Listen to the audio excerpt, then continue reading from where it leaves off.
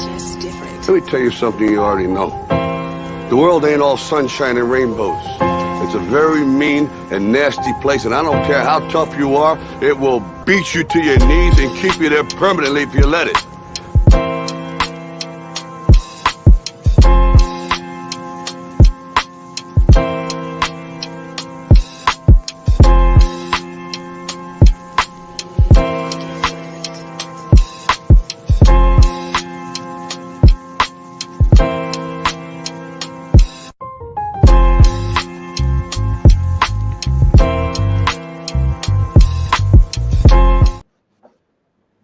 Well, hello again, everybody. It's been a while, but welcome back to another edition of SAT Sports with yours truly, Marcus. On the show today, we are going to recap the Saints' preseason Week 1 win over the Kansas City Chiefs.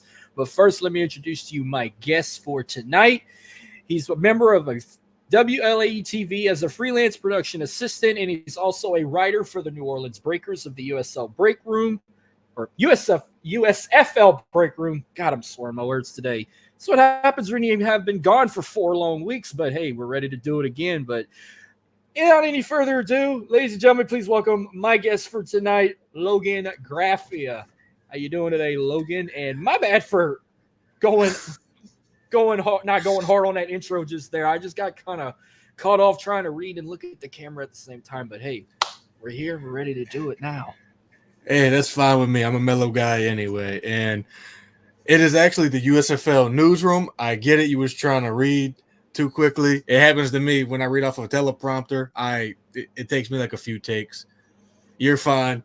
I mean, hell, I got a college degree and I have trouble reading off of a damn teleprompter, for God's sake. So come on now. No. It happens to us. Well, it's been a long time coming. It's first show in 4 weeks. I haven't done a show since like the second to last week of July before I went on vacation. I did a last Gotta episode. Get the rust off. Gotta get the rust off. Exactly. Last show I did was a recap of the MLB draft and everything. And this is only my second show of doing anything Saints related because I started this during the off season. My first episode was back in May, and the only 2 NFL I did a NFL draft recap, which that was just a way to kick off a episode. But my first real Saints episode I did was the schedule release. I did with my co-host Dylan, which you know really well. Remember Dylan Abear? He's my co-host of the WLAE podcast. He has his own show, Dome Field Advantage. And I didn't realize y'all were friends all these years. And he was like, "Yeah, I follow all those guys." So got Justin tuning in. What's going on? Good to be back. Yeah, I think when I was at Boot Crew for that short time, he's a part of Boot Crew. So yeah, I didn't get to meet him. We were a part of it for like a short time, and with our wrestling show. So yeah, we were part of Boot Crew. But yeah, this is actually literally my second Saints show since I started this back in May. I did a lot of Astros episodes. I've done a lot of LSU baseball episodes. Finally get to do some Saints talk. I feel like I'm going to be doing a lot more of this now with football season here. I could kind of put the Astro talk kind of on the shelf until I get to the postseason if we make it to the World Series again. Hopefully that will happen, but I feel like it's going to be a lot more LSU football and Saints for the rest of the year until about maybe late November. Then I'll throw in LSU basketball as well in the mix, so it's going to be fun. Well, it's interesting. I mean, I'm not an Astros fan as most Louisiana people are. It's either the Astros or the Rangers down here. I became a baseball fan in 2015 because, always talking with my parents. They always told me, you can't just, like football and basketball. If you get into this field, you got to like baseball. So I went through the process of picking a team. And oddly enough, one night I was up super late watching a movie. And the movie that I was watching was Major League. And the team I picked was the Indians. And then they went to the World Series the very next year, blew a 3-1 lead, and have not been back since. So tough sledding, but I'm going to stick around. Now they're the Guardians, so sticking around even through the horrible name change. So I'm in it for the long haul. Hey, you never know. They could end up like Washington. Like, there's a possibility they might go back to the Redskins with this petition they started. If that works, you might as well change Cleveland's name back to the Indians because it sounds better. I mean, it does. It does. I mean, and the crazy thing is there's a bunch of team names out there that people forget about. I mean, I hate cancel culture, and it also frightens me too. I mean, you have teams like the Atlanta Braves, the Chicago Blackhawks. I mean, there's a bunch of college teams, like, I mean, probably D2, like they're named the Braves. So, I mean, that's what I don't get. How is Braves offensive? Like, when I think of Brave, like, I'm thinking brave people, like brave people. I don't get that. Like, how is Braves offensive? That's just brave people, in my opinion. Well, that's just above my pay grade for me to discuss. So I can't. It is what it is. That's above my pay grade. But then again, like, I'm pretty sure they got it all over the country. But I know, like, all over our state, we got high schools that got mascots like the Indians or the Rebels, and you don't hear them complain about that. Well, it is the South. We stick with it. We don't care. Just think Ole Miss could have been in that deep situation. I mean, they had to change the actual live mascot to a black bear, but they could still call themselves the Rebels. At one point, they had a shark. Then they changed it to a black bear. I thought they still had the shark. That's news to me, actually. You actually just told me something I didn't know. I don't remember seeing sharks in Mississippi unless, like, you're in Gulfport or Biloxi, right by the Gulf of Mexico. Last time I seen the shark was at the aquarium when I took a field trip back in 2006 in middle school, so I couldn't tell you. Well, that don't count. I'm talking about in actual water.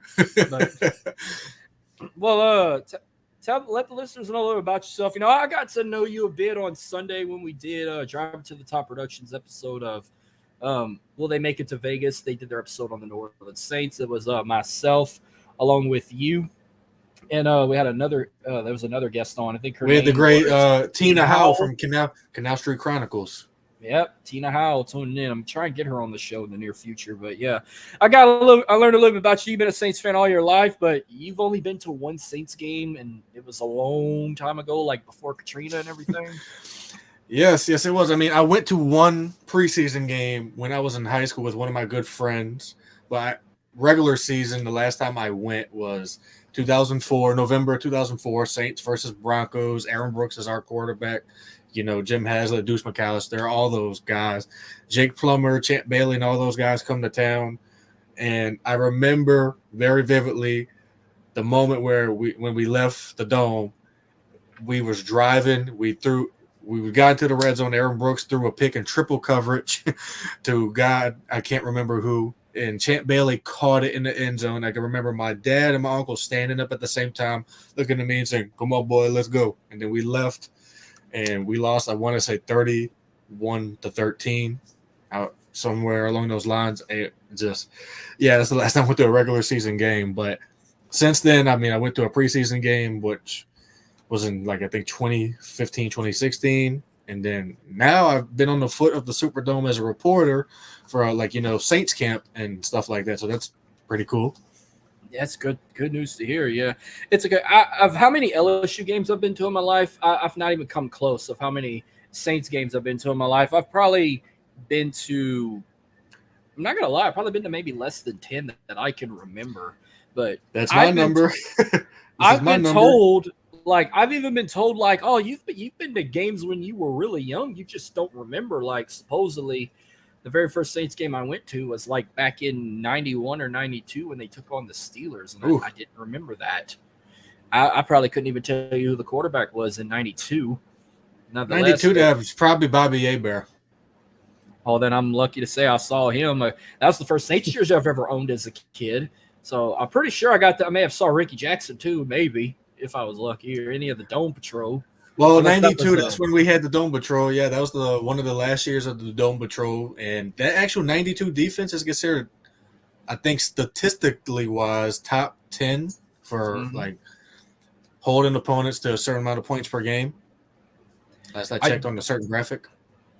Now, I did remember they said that in 99, we went to a game, I think it was against the Denver Broncos in 99, which I really didn't remember much of that, but then again, I remember we passed that team bus on our way to an LSU game that same weekend. We went watch LSU play that night, and we left the game, checked in super late at a hotel in New Orleans that night, and then we woke up the next morning, got out the hotel like super early. Wish we would have did that the last time, but that was not a good idea. And we went to the Saints game and watched them. I think they did lose to the Broncos. Pretty sure this was 1999. I know it wasn't one of their best seasons ever, So speaking of Dylan, Dylan's tuning in right now. What's going on?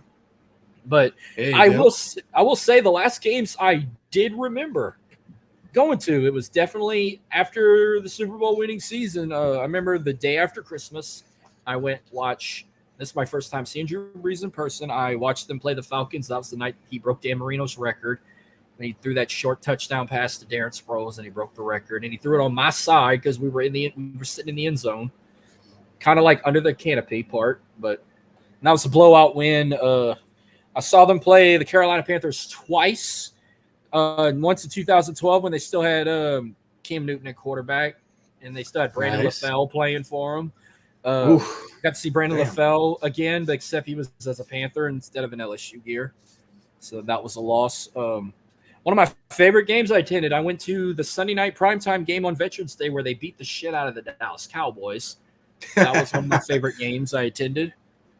And the last two games, though, I went to a preseason game against the Patriots, so I got to see Tom Brady play a series.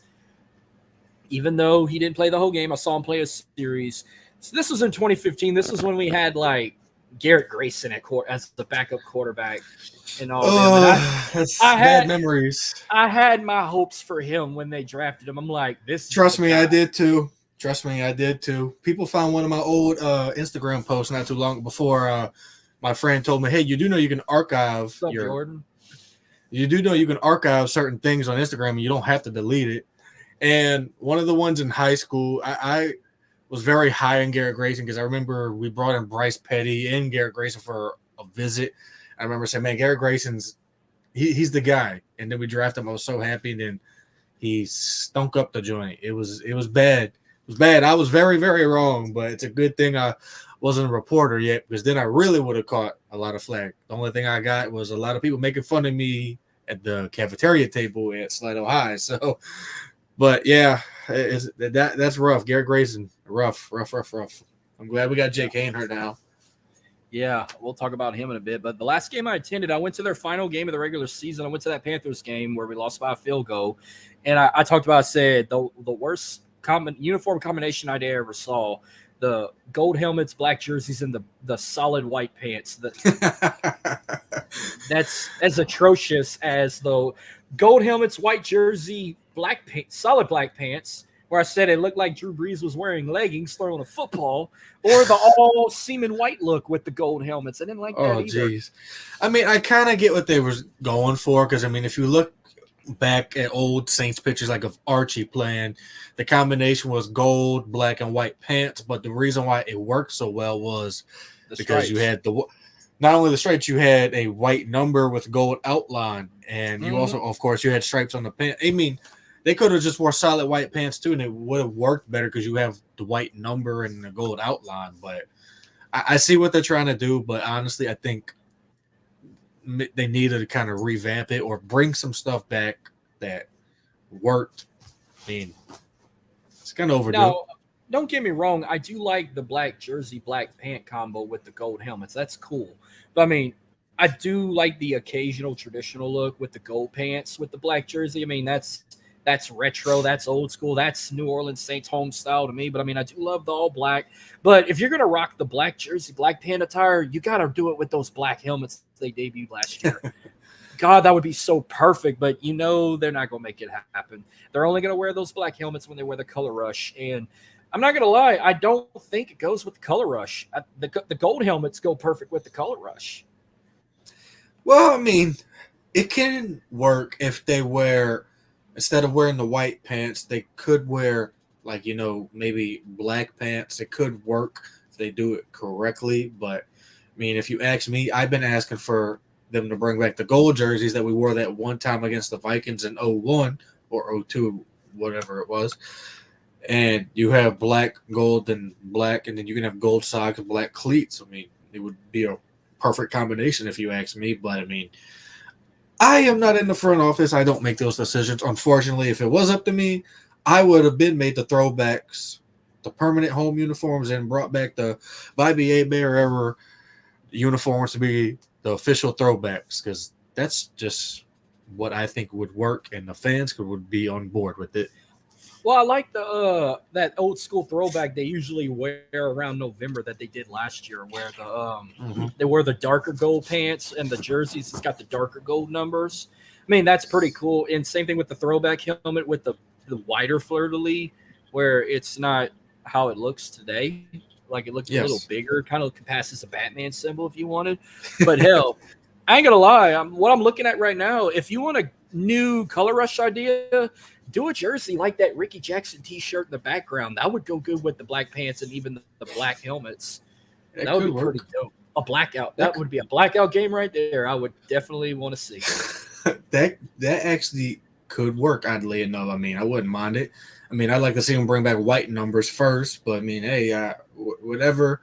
It needs more pizzazz. I mean, we, in my opinion, still have a top 5 uniform traditionally wise. Because I mean, ask me, I still think the Steelers still have the best uniforms in the NFL, and I'm not even a Steelers fan. It's just traditional wise, it's just they got it right. I mean, the Steelers just have, I think, a perfect uniform, and we're in that top 5. So yeah, minus the rugby jerseys they usually would wear, the Bumblebee rugby. Oh, the Bumblebees! They look like they play for Gotham City. So someone just asked, what would the Saints' record be this year? I think didn't we say, like, I said they would at least get 10 wins, so I would have said 10-7.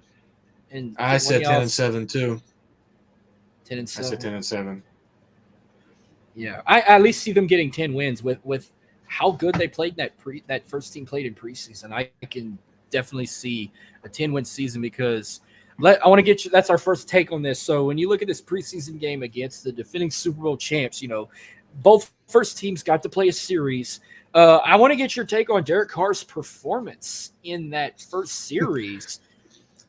Well, I try not to think too much in the preseason, but I mean, last year everyone did as well. I mean, everything that outside of preseason, everything that I've seen up front and personal at camp is just fantastic and phenomenal because, I mean, you can see his work ethic. You can see the team is following him wherever he goes. Like, it looks like they're worn through a brick wall for Derek Carr. Like, he is a true leader. And what I saw, I mean, it might have just been one series, but it is very telling because we didn't see a Saint C offense last year under Jameis Andy Dalton's tutelage. That just looked like, hey, we're just running up in the dirt trying to see if that's going to work. But this just looked, I mean, 6 for 8. I think, what was there, over a little bit of 70 yards. And then he throws it to Keith Kirkwood. Yeah. He did have 70 passing yards. He completed 6 out of 8. He did throw 1 touchdown pass to Keith Kirkwood. That was only that's as Saintsy as you can get. I mean, Keith Kirkwood, for God's sake, that's as Saintsy as you can get. 12 plays for 80 yards in 5 minutes and 24 seconds. I mean, that's Saints football. I mean, he executed. He went out there and he looked like he's been playing in this offense for years. It might have just been one drive, but it was very, very telling because, I mean, like I said, last year, I kind of figured it was like, okay, our offense is going to be stagnant and bland. Now, this year, I'm saying, okay, it's going to be old school Saints football, like, 06, 09, 2011, football like that. So I was thoroughly impressed. I was so thoroughly impressed how calm, poised, and just how he just handled himself just in one drive. I hope we get to see more of this Sunday, actually. Yeah. And it's like typical Saints football. The first I wouldn't say the first play, but the game kicks off with a penalty on the Saints, a holding on the return team, and then it kind of just woke them up and got Derek Carr all fired up. And I was actually very impressed with the first team, both sides of the ball, offense and defense. And then when second team comes in and Jameis Winston take over, I'm like, whoa. What? Jameis Winston is playing like he wants to be here, 92 total passing yards, 11 completed passes out of 13. And then he also threw a 29-yard pass to A.T. Perry that for a second I thought he was short at the goal line, but they ruled it was a touchdown. And I'm like, yeah, let's go. They're back. This is the same football we missed. I mean, if I'm being honest, I swear when he threw that pass to A.T. Perry, I'm like, oh my God, he just threw a pick. And the next thing you know, A.T. Perry came down with him. Like, oh my goodness, that was such a dangerous throw. But I'm happy A.T. Perry was on the receiving end of it because, I mean, he's had like a quiet camp. So, I mean, A.T. Perry, going off in that preseason game makes me feel good because I'm like, okay, can he please push Traquan Smith off the roster finally? Can this finally be the nail in the coffin for Traquan Smith? Because, Traquan's injured, so if A.T. Perry just, shines, then the team's probably going to say, wow, I now know why we drafted this guy. Let's get rid of Traquan. Let's be done. But, I mean, they had an amazing first half. They were up 17-7 at the half. Will Lutz had a 36-yard field goal to make it 17-0 at one point. And I'm like, I was so proud of them that at one point, they did have a sloppy third quarter where Kansas City did get on the board once in the second quarter, and then they got on two more times in the third, including a final play at the end of the third quarter, making it 21-17, where they did take the lead. But I said to myself, if we lose this game, I know it's only preseason. You're not supposed to you're supposed to kind of take preseason serious, but don't take it too lightly because if win or lose, it doesn't really count. It's kind of like auditioning or tune-up games, get your confidence up, because I guarantee you there's probably, I'm going to say it might be wrong on numbers, 40% of that roster ain't going to make the cut after the final preseason game. I might be wrong on the numbers. That's just like a prime example. Like most of those players we saw in the second half, we might not see play next game or we're not going to see at the start of week one. So I was like, it's like tryouts. It's like an audition. So I was very impressed with first team. I was like, I'm not even going to be mad if they lose. And I remember, Jake Haener gets in the game, and he was the leading passing yards for the whole game, but he had more. Oh, sorry about that. Mute that. But Jake Haener, 106 passing yards. He did throw one interception, which, I mean, it's his debut as a pro. It's okay. He threw one touchdown pass in the fourth quarter. He did manage to go for two. He threw it to Ellis Merriweather for 2 yards, but did not get the 2-point conversion because of the bad snap. And he got a flag. He got a penalty. What was it? Like illegal formation? Not illegal formation. I forgot what the penalty was, where they called it like 2-point conversion, no good. And then the penalty went on to the kickoff. So I left the house. I'm like, you know what? Because I had to go somewhere. I was like, it's okay. I'm not mad. Well, I stop and go pump gas, and then I'm just thinking, you know what? Let me just check the score.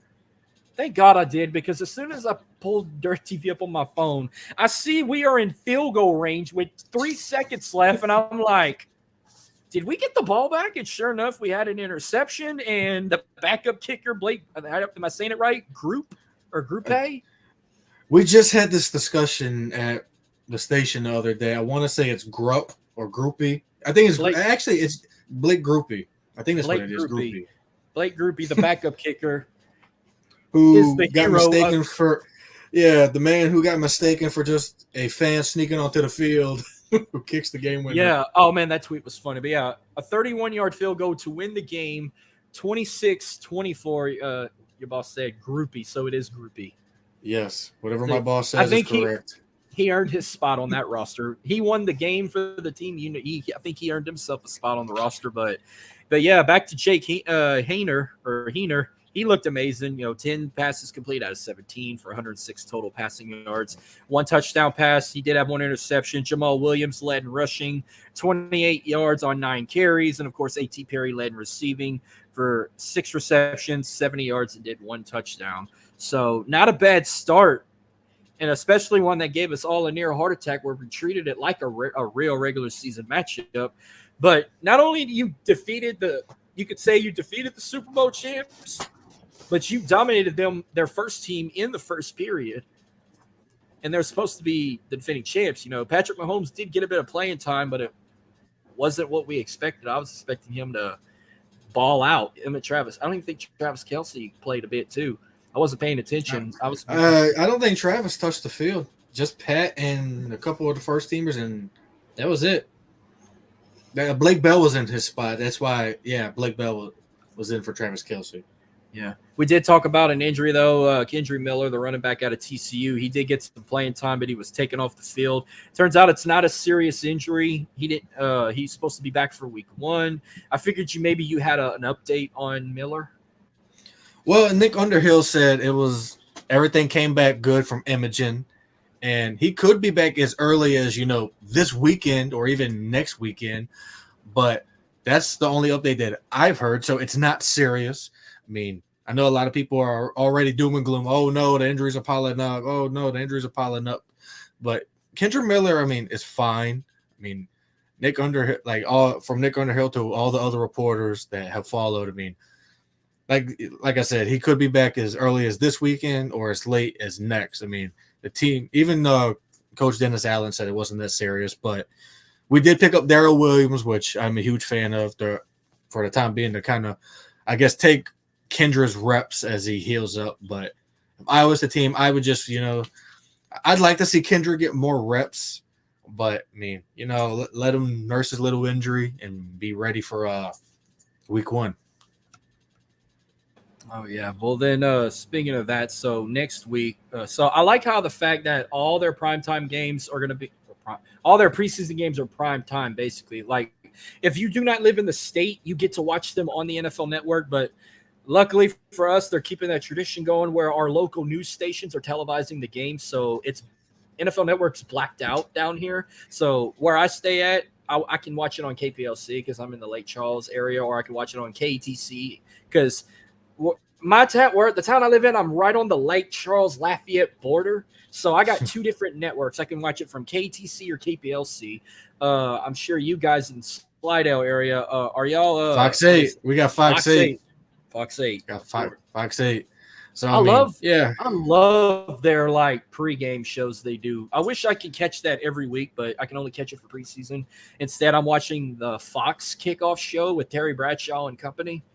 I rather watch, or sometimes I'll put on Sports Center before kickoff, but I usually have on the Fox NFL Countdown show instead. Yeah, they do a great job. I mean, of course, I've worked with Sean out there at training camp before. I mean, he's a really nice guy. He does great work. I mean, Juan Kincaid, who's been around a long time. I mean, he got mad. I mean, they do a great job with their Fox. I mean, it is supposed to be the number 1 station in the entire state. I mean, that's supposed to be the station, Fox 8. So, I mean, they do great work. I've always enjoyed their kickoff shows. And, I mean, as for the play-by-play crew or the people in the booth, I mean, Joel Myers, I mean, I love that guy. I love what he does for the Pelicans games. And, I mean, they had John Stinchcomb and then Aaron Summers. She does great work on the sidelines for the Saints and Pelicans. So, yeah, I mean, I enjoyed the coverage. I mean, everybody just does such a great job down here. They really do. Yeah, well, we get ready to play the LA Chargers next in LA. Early kickoff time, about 6 p.m. our time. And who are some now they had an dominant performance in I guess you could call it the Battle of LA. They beat the Rams 34-17. And someone asked me, like, who's gonna win? I mean, of course I'm gonna pick the Saints, but they're like, how you think the turn's gonna come out? I was like, well, let's see what comes out in this game, which I didn't watch. But I heard it was a very good game at first, and then it was kind of a I wouldn't say a blowout, but they were up by like 2 touchdowns. They won 34-17. So for the Chargers, who are some like key players you think we need to watch out for in the preseason matchup? Well, I don't know how much they're going to play, but I mean, of course, you got to start with the quarterback, as one does, Justin Herbert. I mean, don't know how much he's going to play. You got to key in on him because, I mean, you take him out. I mean, not take him out, but if you key in on him, you shut him down, then Chargers will probably struggle offensively. Then you probably would have to put, Marshawn Lattimore on Keenan Allen because that is their go-to wide receiver. I mean, they don't really have too much offensively, like, as star power, I would say, which doesn't mean they're not a good team, but the 2 players you have to key in on, of course, is Justin Herbert and Keenan Allen. I mean, outside of that, you should be fine if you match up correctly on the defensive line and, in the trenches. Did they even get to – I didn't watch the game, but did they even get to play? Like, Keenan Allen and Justin Herbert got to dress out, or they didn't dress out at all? That I did not watch that game either, but I mean, I would be shocked if they didn't dress out because I mean, everyone's letting their starters play at least one series and then pulling them out. So I would expect them to be because playing. In your game leaders, the three players I think you should keep an eye out on at quarterback. They played a guy by the name of Easton Stick, who played out of North Dakota State. He's been a while in a row. He completed 14 out of 21 passes for 109 yards. He did throw a touchdown pass. In rushing, you had Elijah Dotson, who had 92 yards and 8 carries and 2 touchdowns versus the Rams.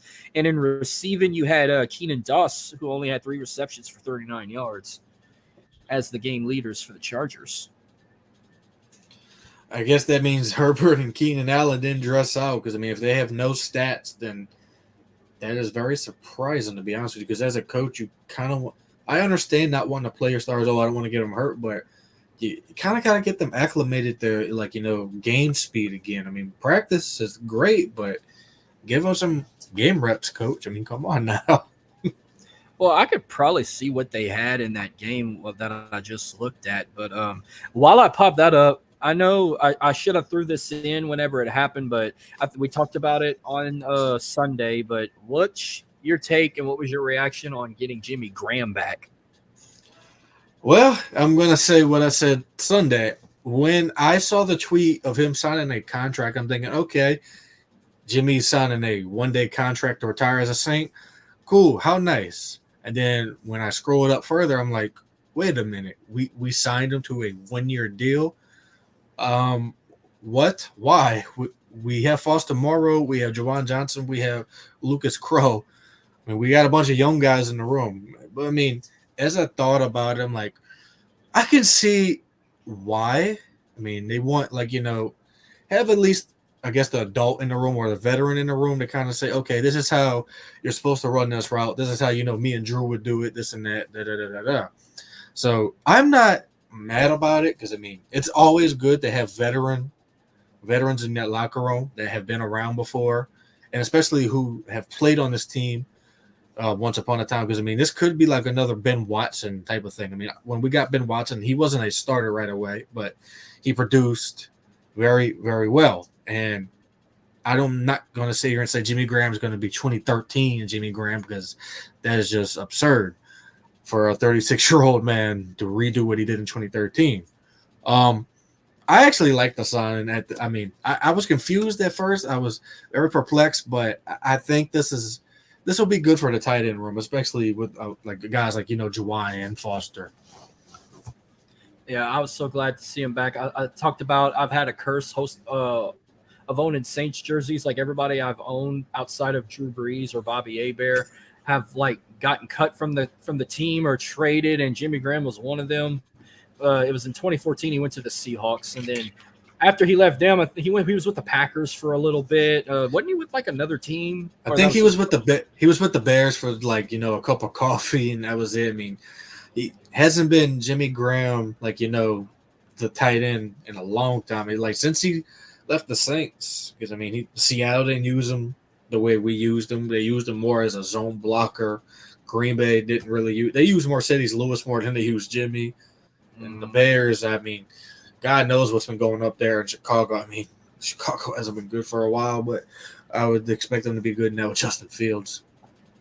Turns out in the Chargers-Rams game, they didn't use none of their main key guys, because Justin Herbert has no stats. Hell, even Matthew Stafford didn't even have any stats in these games. Interesting. Well, I mean, I can understand Stafford injury history is coming off of an injury. I mean, you gotta throw them out there to get their game footing again. Because I mean, you can't just play week one without at least getting acclimated again.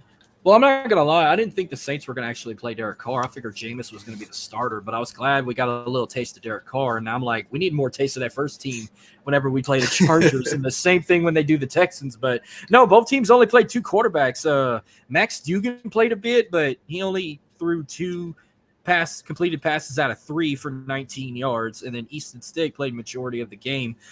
I know we're not talking Rams yet, but I got to say, for his debut, Stetson Bennett 17 completed passes out of 29 for 191 yards and 1 touchdown pass. So, yeah, but that's a whole nother story whenever we get to that week with the Rams, which one team I really don't give a shit for. I've asked you this on the other show. I said, what still haunts you the most? The what do they call it? The Minnesota Miracle or the Minneapolis Miracle or the no call? Either one.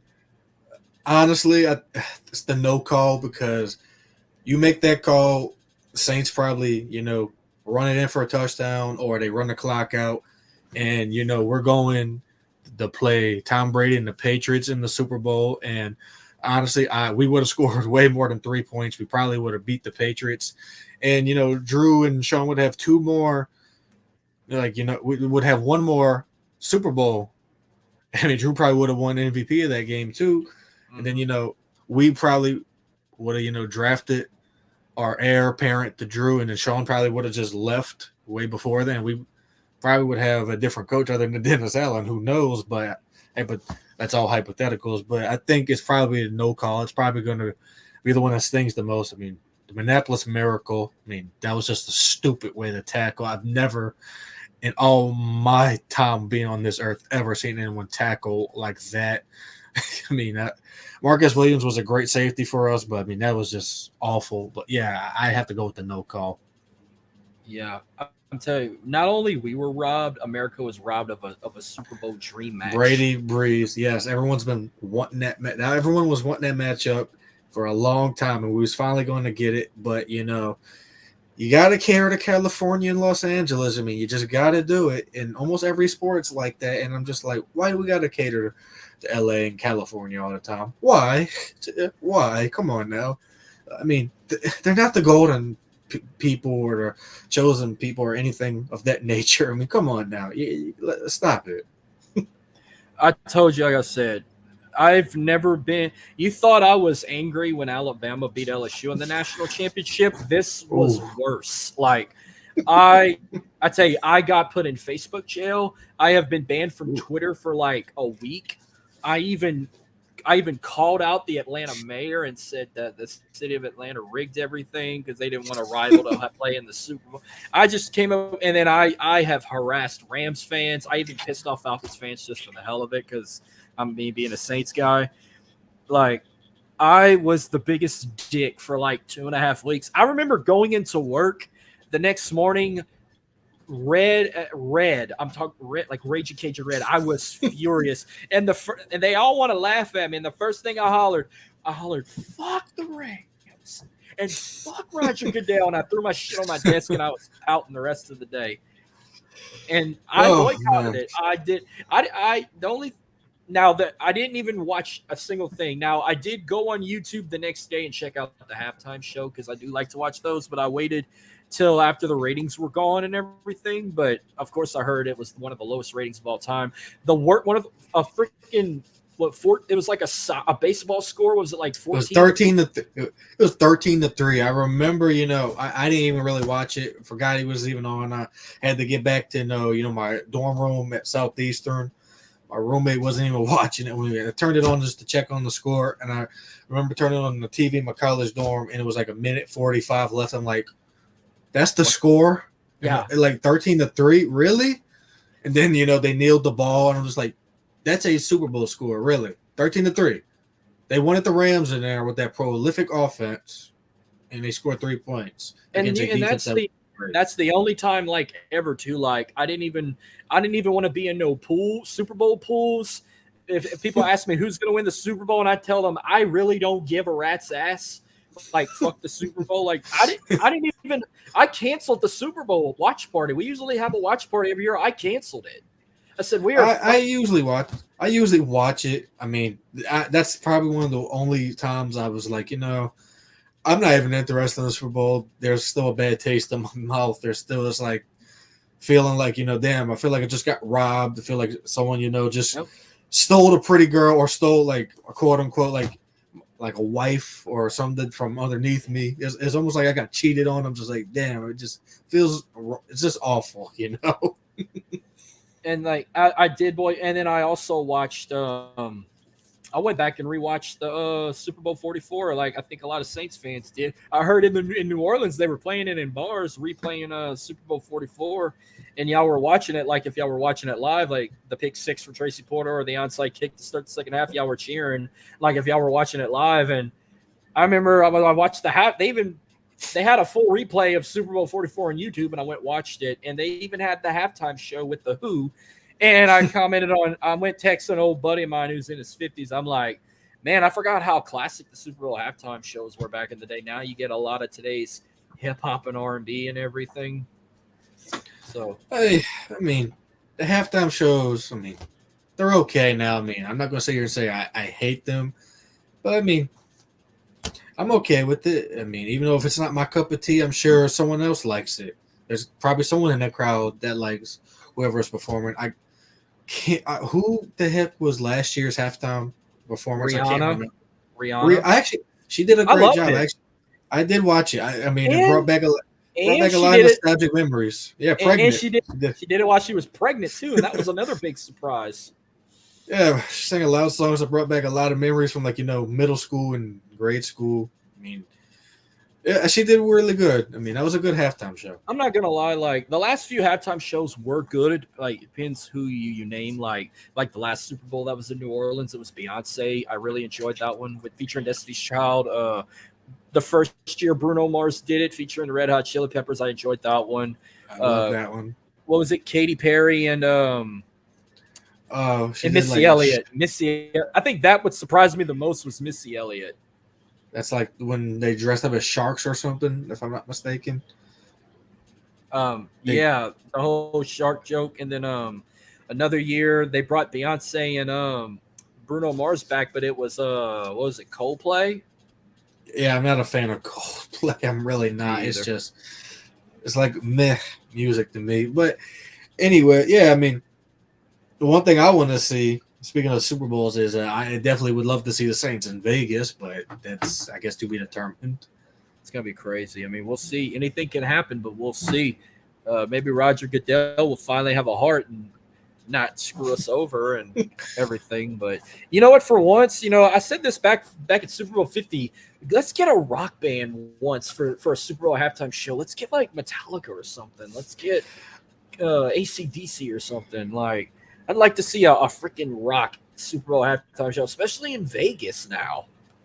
I mean, that could be anything's possible, but I think I read not too long ago that Metallica said they will never do a halftime show. Why? I don't know. They just said they're not going to do it, which is unfortunate because I think it would probably go down as top 10 maybe halftime performances, something along those lines. Be cool if we can get like some type of rock band. I mean, yeah, they did get the last rock band I think they got was Maroon 5. That was the Super Bowl we boycotted. It was Maroon 5 and they had surprise guests from Big Boy, and then it was also Travis Scott. That was the halftime show for that Super Bowl. Wow. They had Justin Timberlake one year. They had Lady Gaga one year. Yeah. What else was? Oh, we had Shakira. Oh, the most controversial halftime show of all time. Jennifer Lopez and Shakira, and I loved it. There was no controversy on my end. I can tell you that. I thoroughly enjoyed watching that halftime show. Well, it was all the platoon of pissed off women who are completely out of shape and old as hell that didn't like the fact that 50-something-year-old Jennifer Lopez can still shake it and still look good. That's the ones that were mad. Women over the age of 50 thought it was atrocious and a disgrace for women, and young girls are wanting to idolize them. And I'm like, shut the hell up. No comment. What else? Who was another one? Oh, The Weeknd. I really enjoyed that one. They had The Weeknd one year for the Super Bowl halftime show. Yeah, I mean, one of my there's two favorites. I don't know if I was alive for the Michael Jackson one, but I was alive for Prince, and that's still one of my favorites. Yeah, that was a good one. Of my favorites. It was the Black Eyed Peas and Usher. The year after we won the Super Bowl, it was Super Bowl 45, Packers and the Steelers in Dallas. Yeah, yes, that was one of my all-time favorites. Because I love Black Eyed Peas and I love Usher. So Usher does make great music. Mm-hmm. He's also a great producer too. So, oh yeah. Well, so you have any like keys to victory? Like, how I'm gonna do this on my show. Like when we get to regular week and everything, I might do like a score prediction for the Saints, and then when the regular season comes, I'm gonna do picks for every NFL game. I might say what you think is gonna be the game of the week, or could be the toilet bowl of the week, like worst game. And I'm gonna do the same thing with college, but. Do you have a score prediction against the Chargers you can probably think of? Man, I mean, I don't think any of these preseason games are going to be, high scoring, high prolific offenses like you've seen with like in the past, like of the Rams and Chiefs with the 50s and the 40s. But I'll say it might be like another like, a 27-24 game. And it can go either way. It all depends, like, who has the best third stringers. So whoever's third stringers are the best is going to win the game. I don't know how, Max Duggan looks, but if Jake Haener outperforms him, then I think we have a shot. So I think 27-24. We win the game 21-17. That's probably more plausible than my score prediction.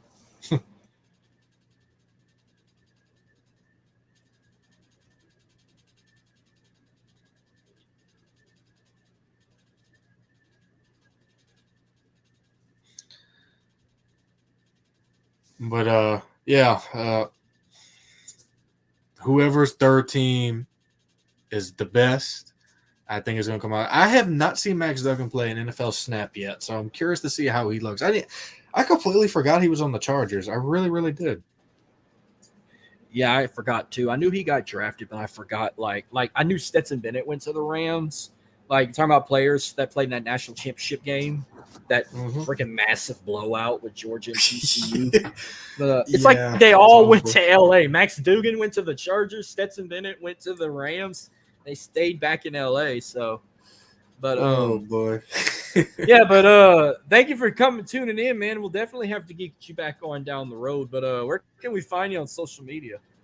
So I'm going to still call it Twitter. I don't care what Elon changes it to. You can find me on Twitter at the Soulman57. You can see it underneath my name right here at the Soulman57, Soul spelled SOUL.